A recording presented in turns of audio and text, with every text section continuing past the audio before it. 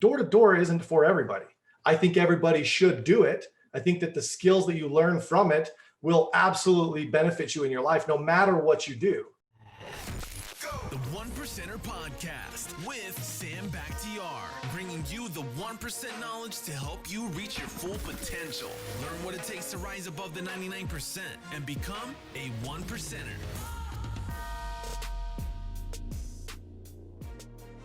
Welcome to the 1%er Podcast. It's your host, Sam Bakhtiar. I have my man, Jeremy Neves, in the house. I pronounced that right. I had to practice that a couple of times before I got on. He's a serial entrepreneur. He is an investor in startups. He's developed many companies, exited many companies, and he's here for us today to just share some of his wisdom, some of his business acumen. And Jeremy, welcome to the show. Thank you so much. It's an honor to be here with you, Sam. Well, I appreciate you, man. I know you're in Utah, man, and I don't know how it is in Utah with this crazy pandemic. Hopefully a little bit better than California. I think it's a lot better. It's a lot better than California. Anything's better than California right now. Yeah. We appreciate you being on the show. Jeremy, really quick, man. I don't want to, not a lot, but I want you to dig deep in from the beginning. Give me your story. Yeah. So born and raised here in Utah. In a middle-class family, two parents that loved each other, demonstrated that. I was very fortunate to have a mother and father in the home. I'm the second of 5 children. I've got an older sister and then 2 younger sisters and a younger brother. We were super close, but like all kids, fought and had our challenges with each other.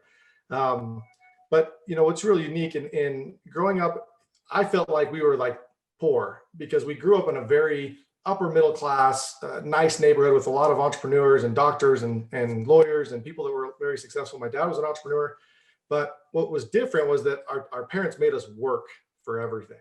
And they taught us the value of hard work. They didn't just give us things. And so, I grew up with this perspective of what was possible, but also feeling like I was, I was less than, and I had a lot of work to do. I had some work, to catch up to where everyone else was. And so, I would describe my childhood and back as a young kid that I had a lot of fun, played every sport, baseball, basketball, football, had a lot of fun, had a ton of energy.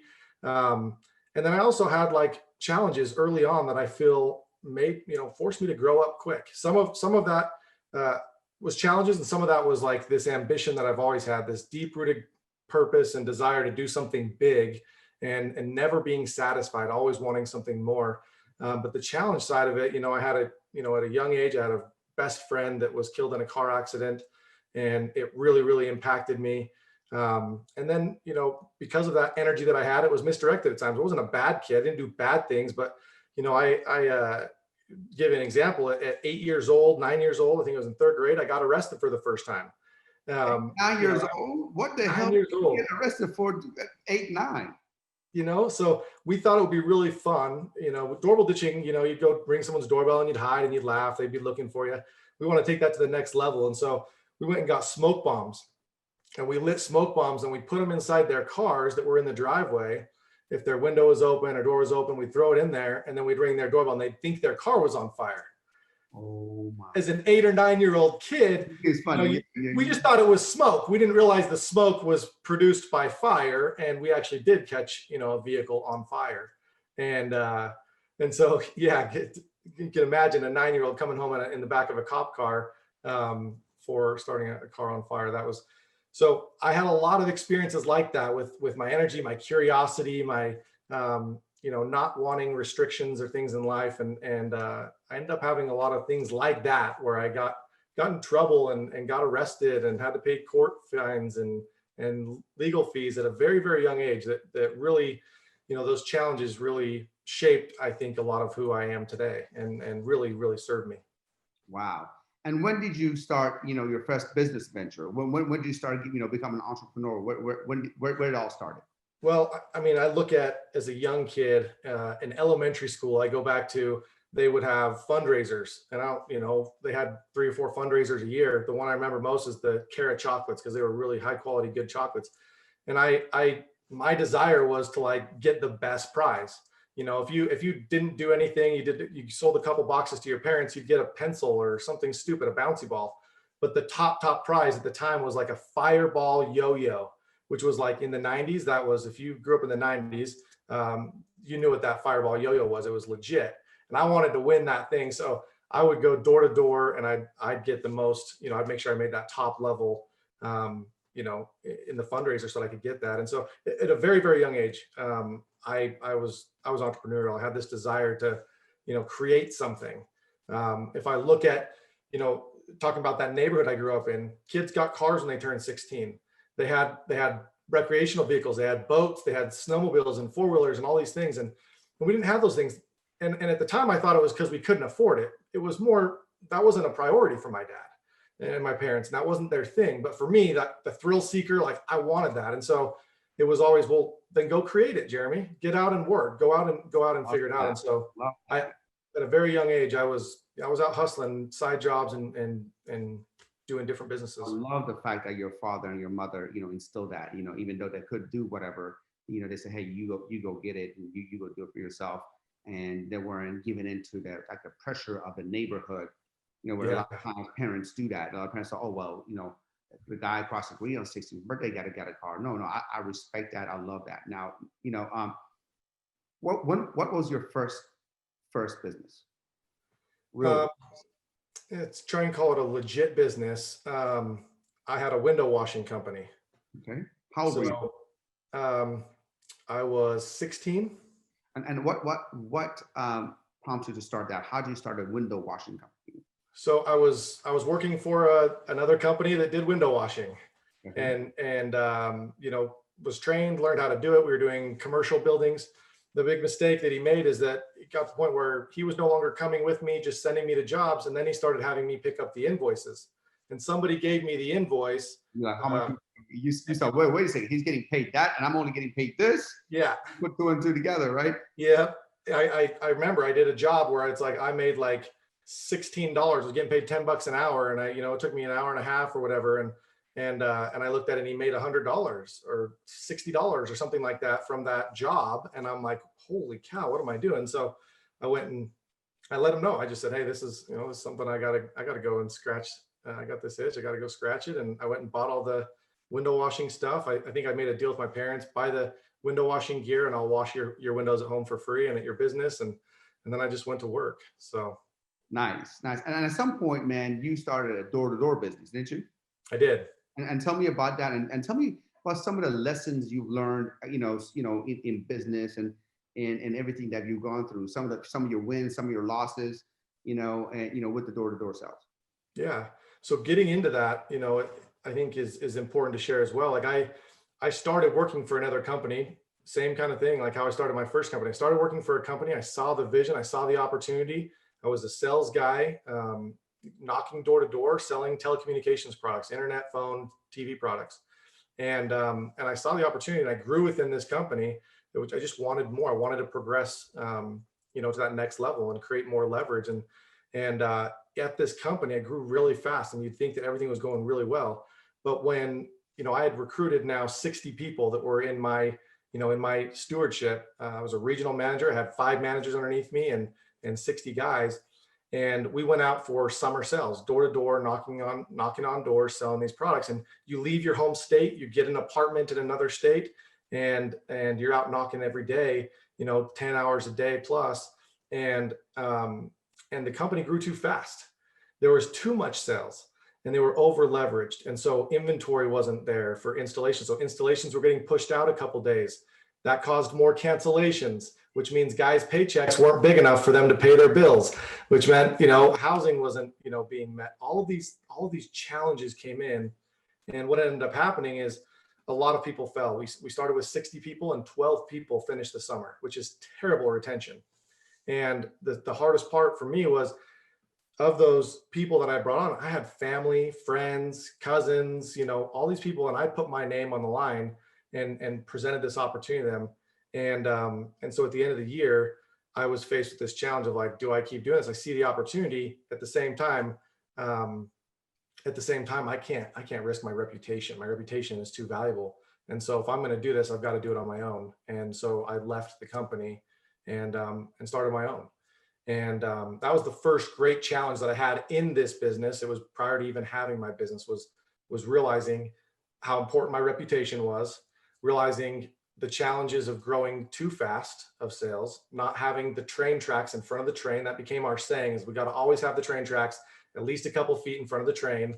And as a sales guy, as a highly motivated, wanting to progress, I wanted to run and I wanted to run fast. And I realized as I started my own that it wasn't all their fault. I think at the time I was like, I'm blaming you guys didn't have your ducks in a row. But I realized I learned how to take accountability of like, there's a bigger picture here. It's not just sales, it's the entire organization. And so, as I got going in the business, I learned how to, just kind of bootstrap it when we started the company. It's very important, man. It's very important, man, to understand that, a business can implode. When you have too much business and you can't service it, that's not a good thing, because like you said, it ruins your reputation. And once you ruin your reputation, you have nothing. Absolutely. Right? So a lot of times, we're like, oh, wait, it's cool, man. We're making money. But if you're not servicing them right, and you're not, doing right by the customer, you will ruin yourself for life. So kudos for you to understanding that, and doing your thing, making the move to make your own. Now, it's terrifying when you say door-to-door sales. I get terrified, because that means I got to talk to cold leads, people that slam the door in my face, people that can say, why are you here? Dog coming out, chasing me. Yeah. All these things, but I'm sure it's happened to you. All that's happened. What tactics can you use? What are some things people can use to be a successful door-to-door knocker, or someone who be successful calling cold leads? Yeah. Because that's a special skill. It is. And so there's tactics, which I think is like the strategy, there's the doing, but then there's also the culture. The culture is the identity, is like, who am I? And then there's the vision of like, what do I want to accomplish? What do I want most? So the guys that had success, door to door isn't for everybody. I think everybody should do it. I think that the skills that you learn from it will absolutely benefit you in your life, no matter what you do. But for some people, it's just not the thing that they probably spend too much time in. However, if you can first get clear on what your vision is, what do I want most? What am I wanting to accomplish?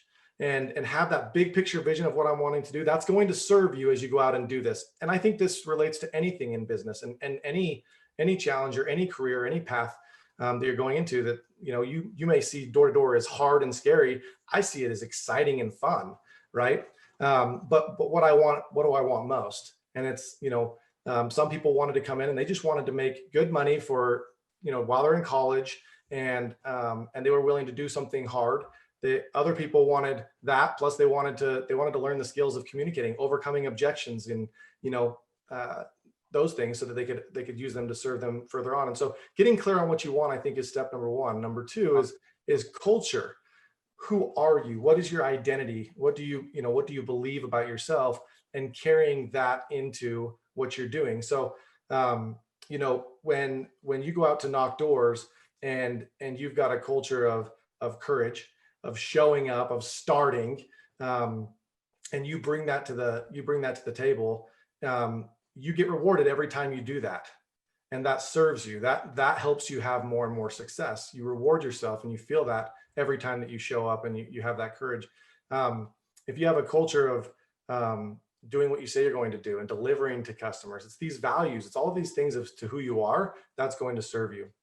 And then getting to strategy. I look at strategy, and it's like, so many people, they figure out what they want, then they jump straight to strategy. They skip that step on culture of who they are and who they need to become in order to have success. But we all know culture eats strategy for breakfast. So if you start with, who do I need to become, that will reveal to you what you need to do. So if door to door, if I need to become somebody who's more courageous, well, what does somebody who's courageous do? Well, they get out of the car and they start. They start before they're ready. They take steps. They put themselves they go into the unknown, and so that reveals to you some of those strategies of what you need to do. But tactically, when I get into strategy, when I'm knocking doors, there's all the training. We do tons of training, and you get rehearse your pitch and everything else. You can be as prepared as you want, and knocking that door, you're just going to be a robot and you'll be comfortable saying what you're saying, but you're not going to have any success. And so I think first and foremost, it's addressing that fear of like the unknown of what's on the other side of that door. We played games, we'd knock on the door and it'd be like, if I'm training somebody, we'd guess what's going to be on the other side of the, it's old person, what ethnicity they're going to be, what they're going to be wearing. They're going to have one tooth, they're going to have gray hair, they're going to be in a wife beater, whatever else. When they open the door and it's somebody completely different, you laugh and it puts you at ease, right? But at the end of the day, we know you're bringing a service to somebody. You're adding value to somebody else's life. And if you come with this service first mindset of not how can I get a sell, how can I make some money, how can I do this thing? It's how can I add value to somebody? And when you come with that and you ask questions and you understand what their needs are and what the gap is, then you're able to just come in and go, well, cool, I can either solve that problem or I can't. And I would say the best salesmen, they knew when to walk away. The old song, know when to hold them, know when to fold them, know when to walk away, know when to run. You don't sell everybody because it's not a fit for everybody. It doesn't make sense for everybody. But if you have that mindset and you go in there with that belief and the desire to serve and you ask questions, find out what the problem is, you're able to have success and solve those problems. I love it, Jeremy. So who I need to become, culture, strategy, and service. Mm-hmm. Love it. Love it. Now, currently, man, you're that guy that you said that you're always busy. You have all this energy. Yeah. So I know you're in a bunch of different businesses right now. What are some of the business that you're doing right now, and where are they going? Yeah. So right now I'm doing coaching. I'm doing some one-on-one coaching. I've got an inner circle, a group coaching that I'm doing. This is new for me. It's a challenge for me, but it's something that's so fulfilling for me. Yes. All growing up, I had this belief that I wasn't smart enough, that everybody else knew, and I needed to learn and I needed to get there. And every time I've learned something or I've experienced something, I want to share that with others. And so this is really fulfilling for me, selfishly. But I love helping other people there. So I'm coaching some individuals. I'm doing some business consulting for startups, people that are in the startup phase, in the business development arena, or companies that are looking to grow, small to medium-sized companies that want to go to that next level, and focused on that arena. And secondly, I'm working on something that I've always, I've done for a lot of my career is investing, but I've been a passive investor. Other than with my real estate, other investments have been pretty passive. And, I had this desire to learn. I love business. I love learning about business. I love seeing how other businesses are structured, the deal structure, how to make a deal, and then how to create, quid pro quo, win-win relationships. And so I've recently started a company, a capital company that syndicates funds for investments. So matching funds with different purchase order financing and inventory financing deals that are short-term, high yield, lower risk, and fairly liquid, 30 to 120 day deals. And that's been really, really fun for me to see the different businesses on that end, have partners that are incredible in deal structure and underwriting, which I think is the key to success here. And then also helping other people make money. So that's been really fun for me. I've caught the vision of what's possible when you can help people make money on their money. That's really fun. Well, Jeremy, outside of your business, do you invest your money outside of your business, maybe in stocks or real estate or anything else? What do you put your money in outside of your business? Yeah, so real estate. I've got a handful of properties. I've got some multifamily, some single family homes, and I'm actually looking to grow that and investing into more real estate. I've been in the stocks. I've got I had a lot of stock holdings. I actually just pulled all my stocks because I'm more active right now in this startup and some of the deals we're funding right now. So I'm using that actively in my own business. So the stuff I'm raising money for, I'm also investing side by side with the people I bring money to, which helps with the confidence there with people realizing, okay, you're invested in this. I'm coming as well. But I've invested in private equity. There's a fund that I love here in Utah. It's called the Savory Fund. They raised $100 million for food and beverage, and they've got a few concepts there that they're growing nationwide. And so I've invested into those guys. I'm into a few different private equity, private credit deals. So yeah, I've been diversified in different investments. Love it. I want to end with this because I think it's really, really cool. Jeremy, there was recently a kid that kind of stole your mom's car, took it for a joyride. Yeah. So actually what happened is there's actually a 5-year-old boy. He he lived about an hour and a half north of me, and this kid was 5 years old. He loved Lamborghinis, and he wanted a Lamborghini. He's always asking his parents for a Lamborghini, and obviously they're like, no, you're not getting a Lamborghini. You're 5 years old. Well, one day his parents were gone, and his older sister was babysitting him, and she took a nap. And when she took a nap, he went, found the keys to the car, and pulled the seat all the way forward, hopped in the car with $3 in his pocket, and he hopped on the highway, 65-mile-an-hour highway in Utah, and he was heading towards California because all the YouTube videos he watched, Lamborghinis are in California. And so about 3 miles down the road, the highway patrolman gets behind him, and he's going 32 miles an hour in the 65-mile-an-hour speed limit. He pulls him over, goes up expecting to find, a drunk driver or somebody who's impaired or whatever else. And to his surprise, there's a 5-year-old boy. And he's like, "What are you doing, young man?" He's like, "I'm going to buy a Lamborghini." And where are you going? He's like, "California." And so this little boy gets brought back to his family. It makes the news, rightfully so. And there's this like crazy article that's come out of like this boy. Somebody could have gotten hurt, all things that could have gone wrong, but luckily he didn't. People are weighing in their opinions as to whether, how he should be punished, whether the parents should be held accountable, all these things, how it is in the news. And I just so happened that a friend of mine sent me that article and said, "Man, I could see you doing this." And remember me getting arrested at 9 years old. They immediately think, yeah, this is something you would do. So they said that to me, and I'm like, "Hey, look, I didn't take my parents' car until I was about 12, but that was just for joyriding." And this kid, he was actually going after his dreams, and it really inspired me. I was like, "Man, this kid's going far in life. He's going to be an entrepreneur. He's going to have success. He's going to do incredibly well." So I reached out to the news article that was written, the editor, and just said, "Hey, I own a Lamborghini. I'd love to get in contact with this family and see if they'd let me take them for a ride." And the next day I was able to get in touch with the family, and I showed up. At their house, and when I got there, there's about 50 people there. This young boy and his siblings and his cousins and his aunts and his uncles and grandparents, and it was a huge deal for them. And we went for a ride around the block, and we had a chat, and he had definitely, learned his lesson, and it wasn't something he was going to be doing again, and had some extra chores he was going to be doing.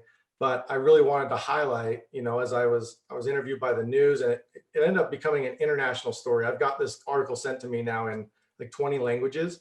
It was at that time when there wasn't really any good news in going on, and so it spread kind of fast. But I really wanted to just highlight, look, this is the skill sets that it takes to be an entrepreneur. This is what it takes to have success. Number one, you got to have a vision. You got to know what you want, and you got to go after it. You got to start before you're ready. For it. Like, he wasn't even big enough. The reason he was only going 32 on the freeway is because that's as far as his foot would reach. I mean, he was maxing out. If he could do it, he'd be going 75, 80 miles an hour to go after that. And then people tell you, no, like, you can't have that. You can't do that. You're not capable of that. He displayed, no, like, I'm not going to listen to that. Not condoning, hey, breaking the law, stealing your parents' car, but that principle in and of itself. Yes. And so that was inspiring to me, and we had a really good chat. We still stay in touch.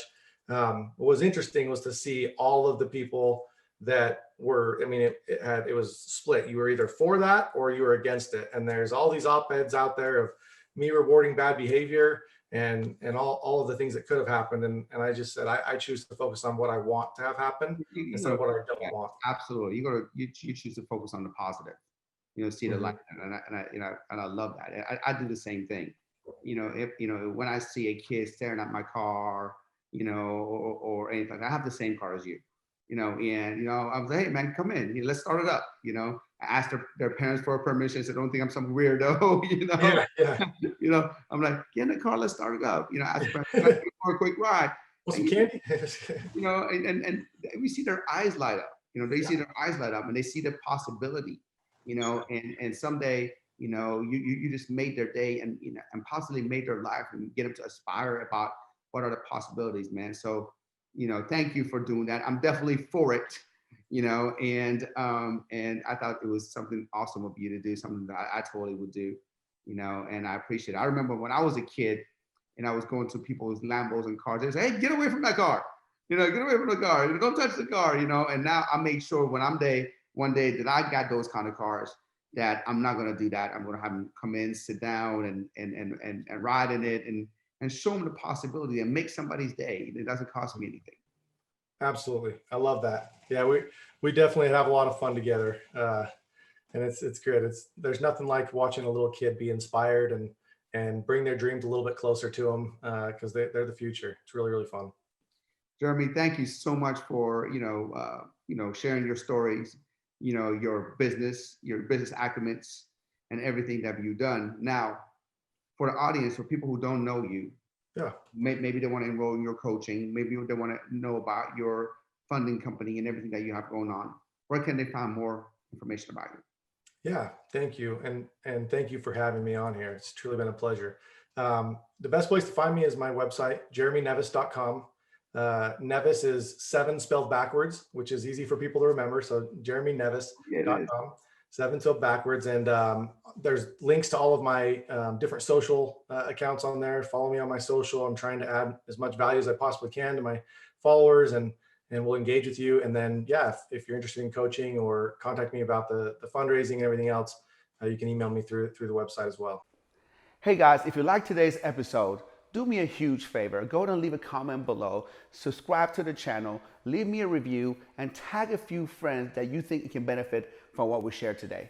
Really appreciate it. God bless.